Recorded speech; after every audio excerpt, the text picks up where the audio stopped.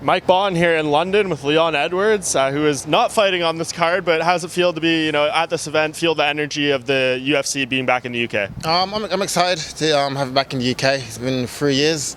I was the last guy that was meant to headline London, and now to have it back 3 years after COVID and having 20,000 people in the arena, it's going to be amazing. I can imagine how the fighters are feeling, and I'm excited to now being a fan and also being a cornerman, helping my teammate out and enjoying the event. Yeah, and I know you kind of mentioned it there. Obviously, you're supposed to be fighting Tyron Woodley here, and so much has happened since then. Yeah. And I'm sure you've been asked about this in like every single interview, the journey, the ups and downs and stuff. But when you get asked that question, like, what's the thing that comes to mind, I guess, most immediately, whether it's something positive or negative?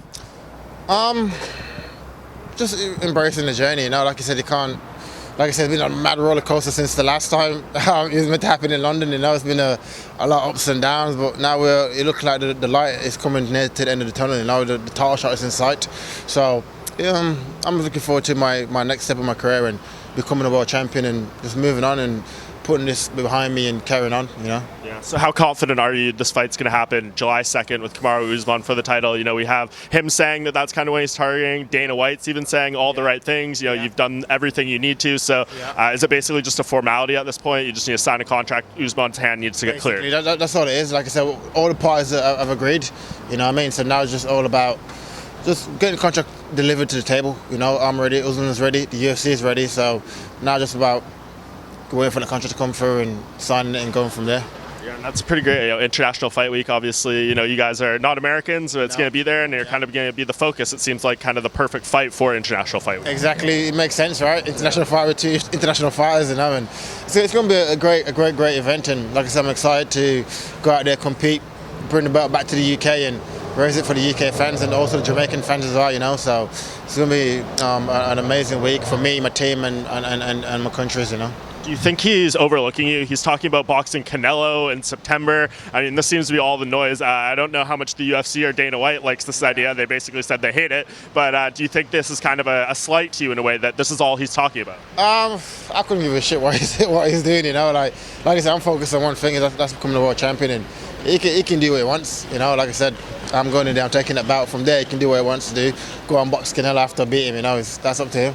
Yeah, do you think this thing would go pretty badly for him if he did box Canelo? I mean, obviously the payday would be great. Yeah, 100%. That's more like a payday job. It's not really he's fell in love with his hands, and obviously been having success in the octagon with his boxing. Since moving to Trevor, and but I think technically, I think boxing is boxing and MMA is MMA. And he makes a lot of fundamental mistakes, and I don't think he's ready for that level of just pure boxing. Yeah, between you, I mean, this seems to be the focus in his mind. Do you think he's going to be trying to strike with you when you guys fight, or do you think he's ultimately going to resort back to his primary instinct, which is wrestling? I think he'll try to come out and strike. Like I said, if having success is one thing, you won't stop it for a fight. You'll try it, and I think once you see that kind of success there, then he'll resort back to his wrestling, But like I said, we're two different fighters now from our last fought 7 years ago, and I think if either of us approach the fight as in we're fighting the same guy 6 or 7 years ago, we're going to lose. We're going to look at it as a brand new fight and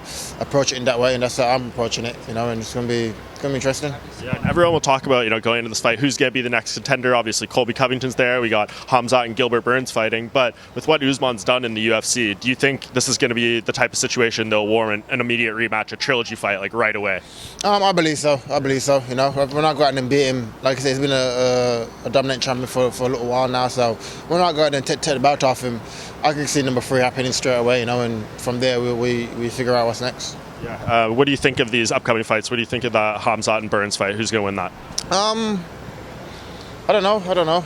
I'm interested to see it. Like I said, we don't know just how good Khamzat is yet. He hasn't fought no one in the top 15, has he? Or not top 10. So it's difficult to judge him and not just how good he is. He's been having favourable matchups for his style. So let's see how he hangs with Burns and go from there. Yeah, do you think Colby's right there too? I mean, and with that result of him being Masvidal, do you think the whole Masvidal possibility of fighting him, are you no longer interested in that, given he's lost 3 in a row? Yeah, no. I think our career, I'm going like this, he's going like that. So it's it's gonna be difficult to balance it out. We'll can have a fight. I might just fucking win the bout and be like, fuck it, let's fight. So we never know. We'll see. Yeah, and last thing, obviously hope is to fight July 2nd, but in case maybe it's late July or August, Usman's hand doesn't get cleared when he's hoping to. Yeah.